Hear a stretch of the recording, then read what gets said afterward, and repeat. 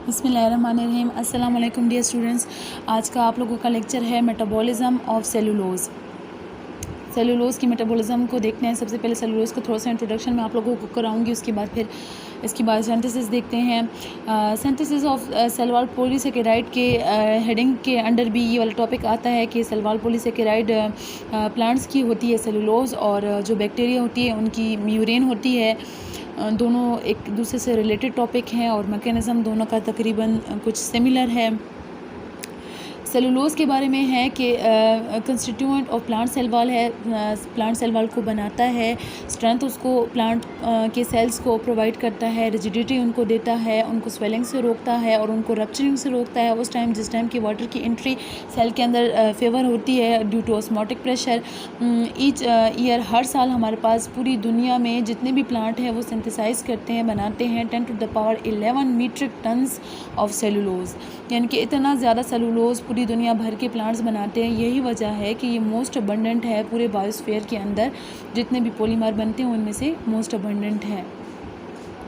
Structure of cellulose simple है बिल्कुल। दो ग्लूकोज के मॉलिक्यूल्स आपस में कंबाइन होते हैं, लीनियर पॉलीमर है, बिल्कुल स्ट्रेट है, कोई भी ब्रांचिंग नहीं होती। Thousands of beta 1,4 linked glucose units उसके अंदर होते हैं, बहुत सारे होते हैं। बीटा लिंकेज है, 1,4 लिंकेज है। दो ग्लूकोज की आपस में असेंबल्ड होते हैं इनटू बहुत सारे आपस में मिल के अबाउट 36 चेन्स आपस में मिलती हैं, तो उससे एक माइक्रोफिब्रिल हमारे पास बनता है। फिर बहुत सारे माइक्रोफिब्रिल आपस में कंबाइन होकर हमारे पास सेलुलोज का एक फाइबर बनता है। इलेक्ट्रॉन माइक्रोस्कोप के अंदर देखा जा सकता है। इसका डायमीटर 5 टू 12 नैनोमीटर शो हुआ है। इलेक्ट्रॉन माइक्रोस्कोप के ज़रिए से सेल के आउटर सरफेस के ऊपर डिपोजिशन इसकी होती है, और इसका जो पता चलता है मतलब कि प्रॉपर जो इसकी विजिबिलिटी का एक वजह ये भी है कि ये लेयर्स में होता है। अपनी इसकी ओरिएंटेशन जिग-जैग होती है कि कोई किसी की एक जानिब जो है तो होती है, किसी की दूसरी ओरिएंटेशन दूसरे तरीके से होती है, तो उस वजह से ये इजीली व्यूएबल होता है। देख सकते हैं आप यहाँ पे कि ये एक हमारे पास प्लांट है, प्लांट के अंदर उसके सेल्स हैं। सेल्स का जो आउटर जो उसका मेम्ब्रेन वाला पोर्शन है उसको जब मैग्नीफाई किया गया तो उससे सेलुलोज के फाइबर दिखे। जब एक फाइबर जो था वो बहुत सारे माइक्रोफिब्रिल से मिलके बना, और फिर एक माइक्रोफिब्रिल बहुत सारे सेलुलोज के चेन्स से मिलकर बना। ये डायग्राम था। सिंथेसाइज होता है इंट्रासेलुलर प्रिकर्सर से, मतलब सेल के अंदर के मौजूद जो हमारे पास जितने भी चीज़ें होती है, प्रिकर्सर जो चाहिए होता है किसी चीज़ के बनने के लिए, रिएक्टेंट आप लोग कह सकते हैं इस चीज़ को, वो सेल के अंदर से मिलता है हमें। ग्लूकोज वगैरह हो गया, और इसकी डिपोजिशन बाहर की तरफ होती है। Assembled outside the plasma membrane, बाहर की तरफ जमा होता है, डिपॉजिट होता है। एंजाइमेटिक मशीनरी इसकी फॉर्मेशन के लिए या इनिशिएशन, एलोंगेशन और एक्सपोर्ट ऑफ सेलुलोज चेन के लिए बहुत ज़्यादा कॉम्प्लिकेटेड होती है as compare with that of starch and glycogen. Because of bacteria face a similar set of problems. Bacteria के साथ भी ये प्रॉब्लम होती है कि उनकी भी जो सेल वॉल होती है उनके लिए वो जो उनका पॉलीमर होता है उसको भी सिंथेसाइज करने के लिए अंदर से मटेरियल के लेके उसको बनाया जाता है, बाहर की तरफ ट्रांसपोर्ट किया जाता है, असेंबल और डिपॉजिट किया जाता है। उनको भी यही प्रॉब्लम होता है। तो इसी किस्म के एंजाइम्स जो मैं अभी आप लोगों को पढ़ाऊँगी कॉम्प्लेक्स एंजाइम्स के ज़रिए से, वो भी अपने जो है तो म्यूरिन को या अपने सेल वॉल को बनाता है बैक्टीरिया। अच्छा, अब यहाँ से इसकी बायोसिंथेसिस स्टार्ट हो गई है। Cellulose is synthesized by supra molecular structure in the plant membrane. Supra molecular structure इसलिए है क्योंकि बहुत बड़ा मॉलिक्यूल होता है, बहुत कॉम्प्लेक्स होता है, अंडरस्टैंड नहीं हो सकता इजीली किसी भी इंसान को, क्योंकि बहुत कॉम्प्लिकेटेड होता है। 3 डायमेंशनल स्ट्रक्चर होता है इसका। प्लांट प्लाज्मा मेम्ब्रेन के अंदर फिट होता है, उसके अंदर इस तरीके से कि संकन होता है कि सेल के साइटोप्लाज्म्स के साथ भी इन कांटेक्ट होता है, और आउटर फेस को भी मतलब समझ ले कि इन कांटेक्ट होता है या उसको फेस कर रहा होता है, उसके बिल्कुल करीब होता है जहाँ पे ये सेलुलोज को डिपॉजिट करता है। ये सुप्रा मॉलिक्यूलर स्ट्रक्चर जो इसका एंजाइम कहलाता है। The complex enzymatic machinery that assembles cellulose chain spans the plasma membrane. पूरी प्लाज्मा मेम्ब्रेन के अंदर से गुजरा हुआ होता है, अंदरूनी साइड पे भी होता है, उसके अंदर से भी पास हुआ होता है और बैरूनी साइड के ऊपर भी होता है. With one part position to bind the substrate. एक पार्ट साइटोप्लाज्म की तरफ होता है कि जो हमारे पास क्या करता है, सबस्ट्रेट को बाइंड करता है. सबस्ट्रेट यहाँ पे हमारे पास होता है UDP glucose.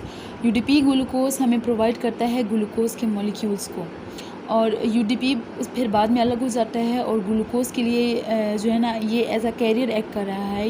UDP glucose provide करता है ग्लूकोज को in the cytosol and another part extending outside the plasma membrane होता है, बाहर की तरफ होता है, रिस्पॉन्सिबल फॉर elongating एंड crystallizing cellulose molecules in the extracellular space. Elongation का ये मतलब ये है कि मज़ीद फर्दर ग्लूकोज के मॉलिक्यूल ऐड होते जाएंगे 1,4 लिंकेज के ज़रिए, बीटा 1,4 के ज़रिए ऐड होते जाएंगे थाउजेंड्स ऑफ मॉलिक्यूल मिलते जाएंगे, तो उससे फ़ाइबर की एलोंगेशन होगी, उस चेन की एलोंगेशन होगी, फिर आखिर में क्रिस्टलाइजेशन होगी ताकि फ़ाइबर बन जाए. क्रिस्टलाइजेशन इस तरह होगी कि 36 चेन्स आपस में मिलेंगी और माइक्रोफिब्रिल बनेगा, और 30 फिर बहुत सारे माइक्रोफिब्रिल आपस में मिलेंगे और फिर एक फ़ाइबर बन जाएगा. Freeze fracture electron transport chain show करता है कि जो कॉम्प्लेक्सेस के जो इसके एंजाइम कॉम्प्लेक्सेस हैं आल्सो कॉल्ड एज रोसेट्स, उनको रोसेट्स कहा जाता है. To be compose of 6 large particles arrange in regular hexagon, कि वो 6 लार्ज पार्टिकल होते हैं और हेक्सागोन की तरह जो है तो इस तरह सर्कुलर उसमें अरेंज होते हैं, जिनका डायमीटर 30 नैनोमीटर होता है.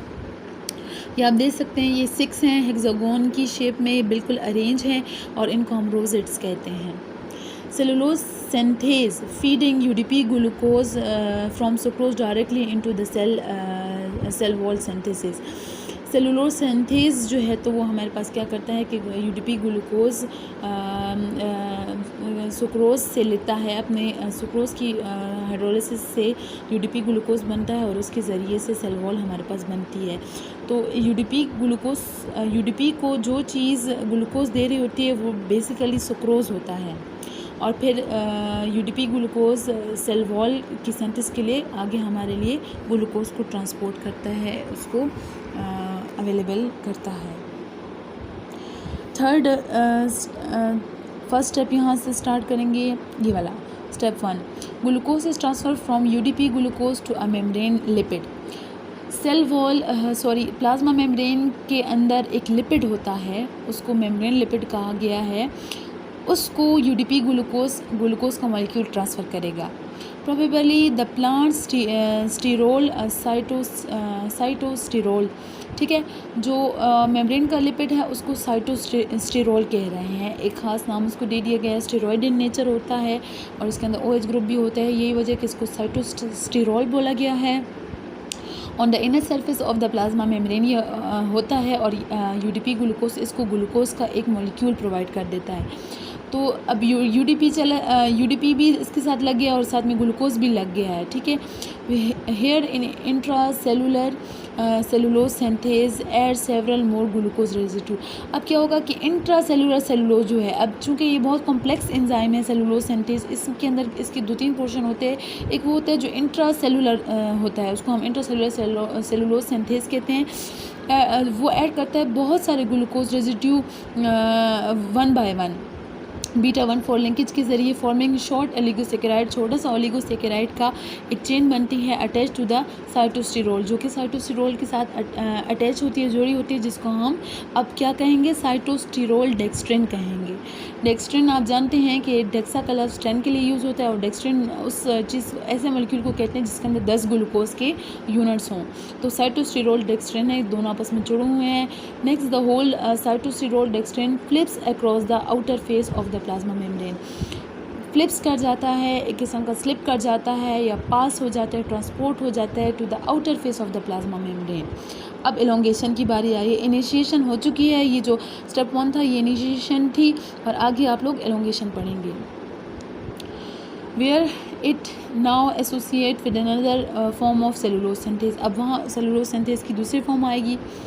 The UDP glucose used for cellulose synthesis is generated from sucrose produced during the photosynthesis.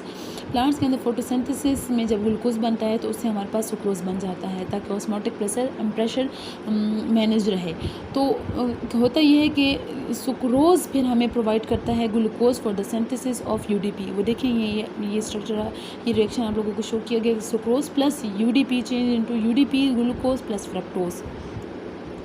आप लोग जानते हैं कि सुक्रोज जो है वो ग्लूकोज और फ्रक्टोज से मिलके बनता है, तो फ्रक्टोज यहाँ पे एक्स्ट्रा होता है और ग्लूकोज अटैच हो जाता है। Cellulose synthase Spence the plasma membrane, वो क्या करता है कि प्लाज्मा मेम्ब्रेन के अंदर से पास आउट हुआ होता है and uses the cytosolic UDP glucose, और यूज़ क्या कर रहा होता है, अब खुद एग्जिस्ट कर रहा है आउटर फेस की तरफ और यूज़ कर रहा है कि उस चीज़ को जो कि साइटोप्लाज्म के अंदर मौजूद है, यूडीपी ग्लूकोज को, as the precursor for the extra cellular cellulose synthase, उसको प्रोवाइड कर रहा होता है।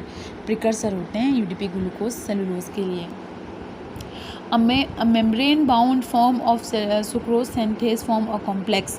अच्छा, अब क्या है कि membrane bounded form of sucrose synthase, ये जो एंजाइम था पीछे इसको सुक्रोज सिंथेज इसलिए बोला गया, उस टाइम मैंने एक्सप्लेन आप लोगों के लिए नहीं किया।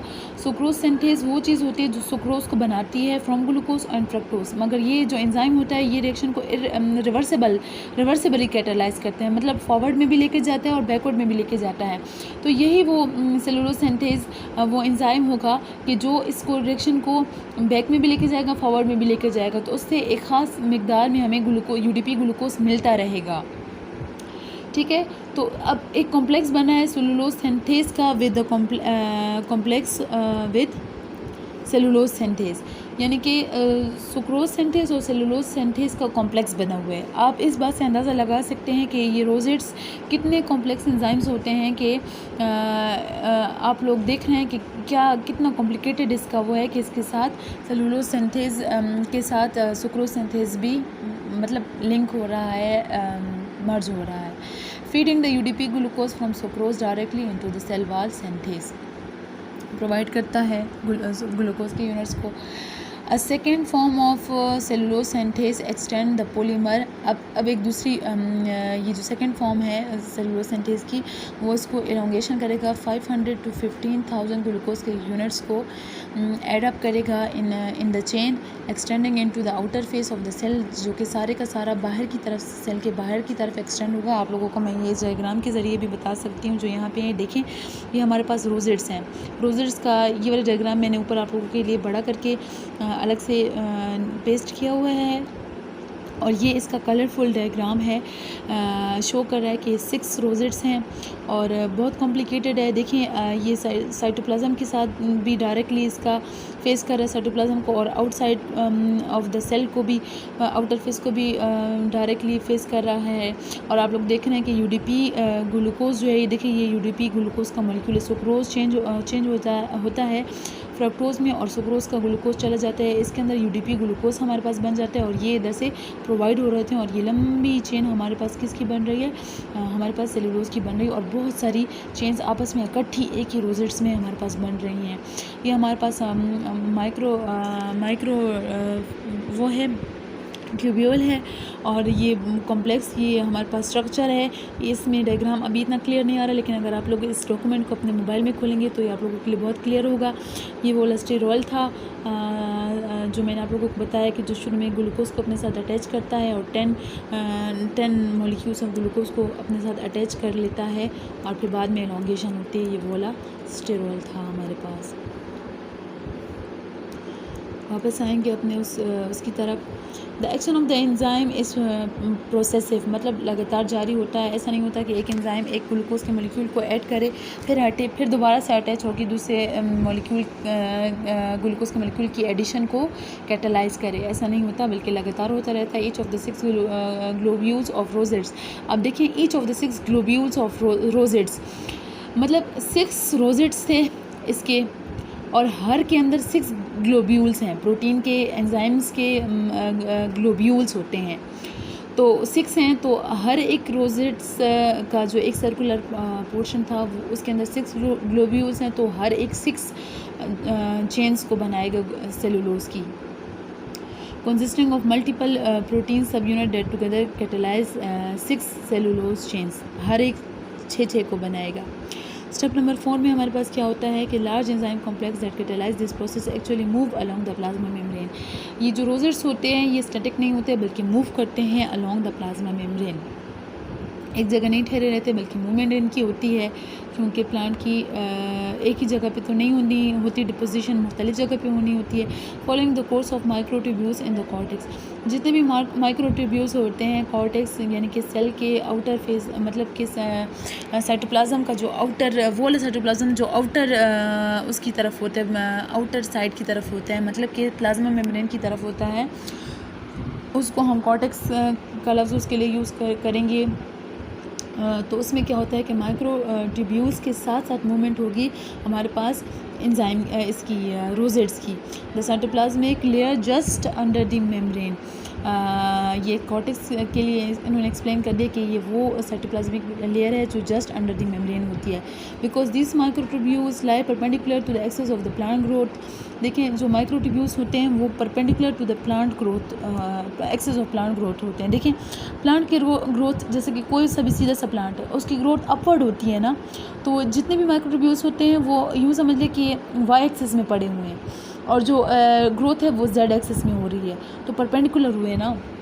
वाई एक्सिस और जेड एक्सिस एक दूसरे के परपेंडिकुलर होते हैं. अगर आप लोगों ने कोऑर्डिनेट सिस्टम पढ़े हुए हों तो ये एक दूसरे के परपेंडिकुलर होते हैं. तो ये माइक्रोट्यूब्यूल के परपेंडिकुलर जो है तो मूवमेंट करता है ये वाला एंजाइम और इससे क्या करता है हमारे पास सेलुलोज बनाता है. The motion of the cellulose synthase complex is believed to be driven by the energy release by polymerization reaction. देखिए कोई चीज़ जब मूवमेंट करती है तो उसके लिए एनर्जी की ज़रूरत होती है. यहाँ पे इस पॉइंट को एक्सप्लेन किया गया है कि एटीपी की इससे हमें एनर्जी नहीं मिलती इसके मूवमेंट के लिए, बल्कि एनर्जी आती है from the polymerization of the reaction. Polymerization इस चीज़ को कहते हैं कि जब छोटे छोटे मोनोमर आपस में मिलते हैं और एक पॉलीमर बनता है तो उसको प्रोसेस ऑफ पोलीमराइजेशन कहते हैं. और पोलीमराइजेशन रिएक्शन में एनर्जी रिलीज़ होती है. डिपेंड करता है कभी ज़्यादा है कभी कम होती रहती है, मतलब कि हर रिएक्शन के लिहाज से ये एनर्जी डिफरेंट होती है. लेकिन ग्लूकोज जब आपस में बॉन्ड बनाएंगे तो जो एनर्जी रिलीज़ होगी उस एनर्जी की मदद से कॉम्प्लेक्स हमारे पास सेलुलोज सिंथेस कॉम्प्लेक्स हमारे पास मूव करेगा along the circular plasma membrane के ऊपर मूवमेंट करेगा. और जो सेलुलोज की वो प्रोडक्शन होगी तो वो क्या होगी परपेंडिकुलर होगी या along the axis of the growth of the plant body होगा. It seems likely that 36 separate polymer synthesize at one rosettes. ज़ाहिर बात है एक पूरा रोजेट जो है जिसके अंदर 6 हमारे पास राउंड सर्कल्स थे, उस हर 6 के अंदर 6 ग्लोब्यूल्स थे जो कि 6 चेन्स को बना रहे थे. तो 6 आर 36 हो गया. कुल 36 हमारे पास बनेंगे सेलुलोज के fibre. Arrive together on the outer face of the cell के आउटर साइड पे हमें ये मतलब अराइव होंगे, जमा होंगे. ऑलरेडी अलाइंड पहले से अलाइंड होते हैं, बिल्कुल स्ट्रेट होते हैं, रेडी टू क्रिस्टलाइज होते हैं, मतलब क्रिस्टलाइजेशन के लिए बिल्कुल रेडी होते हैं ताकि क्या बन जाए microfibril of the cell wall बन जाए, ताकि बाद में से हमारे पास सेलुलोज फाइबर बन जाए. क्रिस्टलाइजेशन इनकी होती है आपस में कॉम्पैक्ट हो जाते हैं, इनकी वीक फोर्सेस के ज़रिए से आपस में जुड़ जाते हैं और इससे हमारे पास माइक्रोफिब्रिल बनता है. मोस्टली ये कह सकते हैं कि हाइड्रोजन बॉन्ड्स के ज़रिए आपस में एसोसिएट होते हैं. When 36 polymers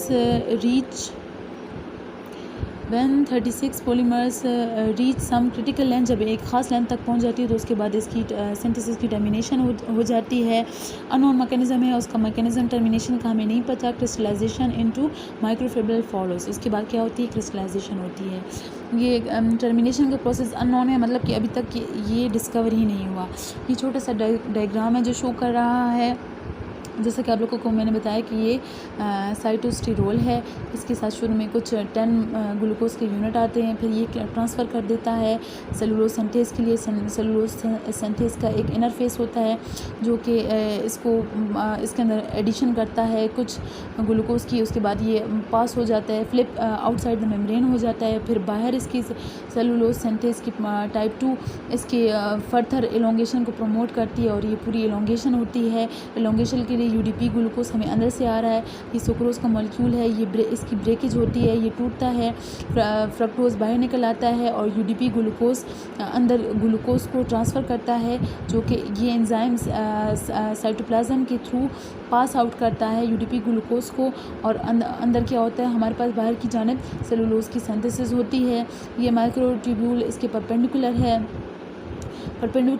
है, इसकी मूवमेंट के साथ साथ इसकी मूवमेंट होगी, बेसिकली इसकी मूवमेंट के साथ साथ हमारे पास रोजेट की मूवमेंट होगी और इस मूवमेंट से ये पूरी मेम्ब्रेन में घूमता रहेगा। जैसे ये एक सर्कुलर प्लांट है, आप प्लांट को काट दे तो वो गोल गोल उसका लुक आएगा ना, बिल्कुल टॉप से, तो ये बिल्कुल उसके टॉप पे यूँ समझे कि गोल गोल घूमता रहता है और बिल्कुल लंबे लंबे उसके सेलुलोज के फाइबर बनाता रहता है और उसी डायरेक्शन में फिर हमारे पास प्लांट ग्रोथ होती है। आज के लेक्चर के लिए आप लोगों के लिए इतना काफ़ी था। इंशाल्लाह नेक्स्ट टाइम मुलाकात होगी अगले लेक्चर के साथ। तब तक के लिए अल्लाह हाफ़िज़।